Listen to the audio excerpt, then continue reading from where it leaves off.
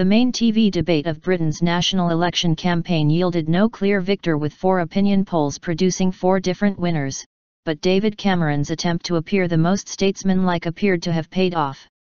The event, on Thursday night, was staged less than 6 weeks before a close national election on May 7, as polls suggest Cameron's Conservatives and Ed Miliband's opposition Labour Party are neck and neck, with neither on track to win a majority.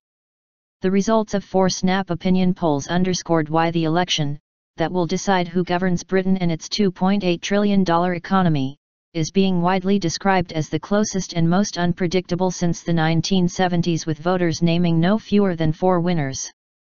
One poll said Scottish nationalist leader Nicola Sturgeon had won, another said Labour's Miliband had narrowly triumphed, a third said Cameron, Miliband, and UK Independence Party leader, UKIP, Nigel Farage had come joint first, while a fourth said Cameron and Miliband had both won.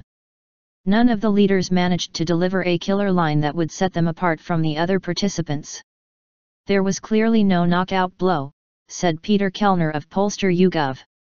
Johnny Tudor, 17, who asked one of the questions on the night, told Reuters afterwards, "Some performed well in answer to certain questions, others performed well on different subjects, but there was no definitive winner." In a result that will calm Conservative nerves, a Comras/ITV poll showed 40% of voters judged Cameron was the most capable of leading Britain, compared to 28% for Miliband.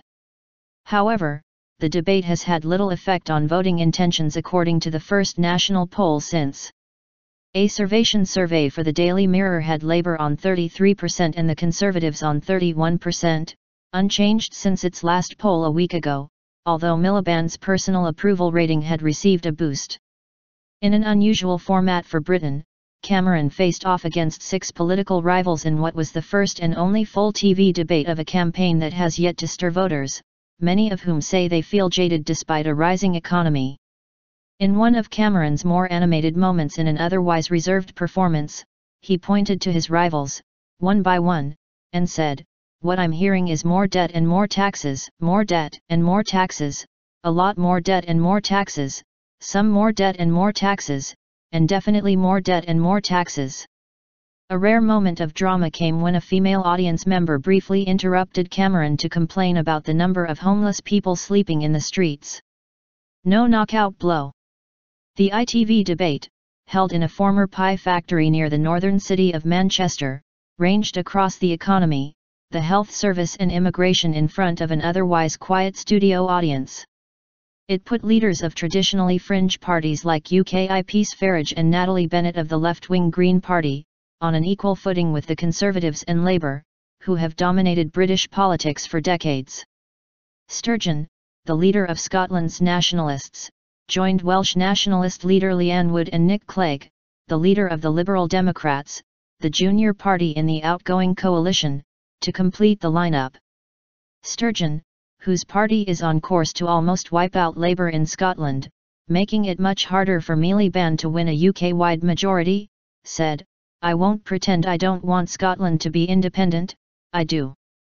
Farage, whose party threatens to split the right-wing vote in particular, making it harder for Cameron to get re-elected, stirred controversy by complaining about the number of foreigners seeking treatment for HIV in Britain.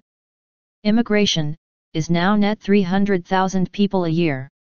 It's 10 times anything this country has had to live with since 1945, he said. Cameron, whose personal ratings are higher than those of his rivals, came off badly from Britain's first televised election debates in 2010.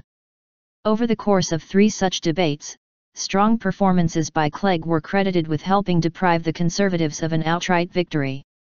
This time, Cameron resisted pressure to take part in a head-to-head debate with Labour leader Miliband, not wanting to hand his main rival a chance to improve his low personal ratings.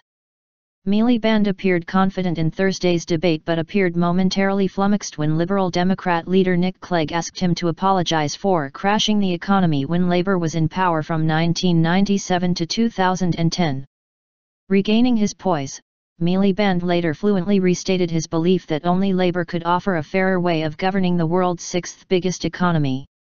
"There's one fundamental choice at this election," he said. If I'm Prime Minister, I'll make sure we reward the hard work of everybody in our country. Not just those who get the six-figure bonuses.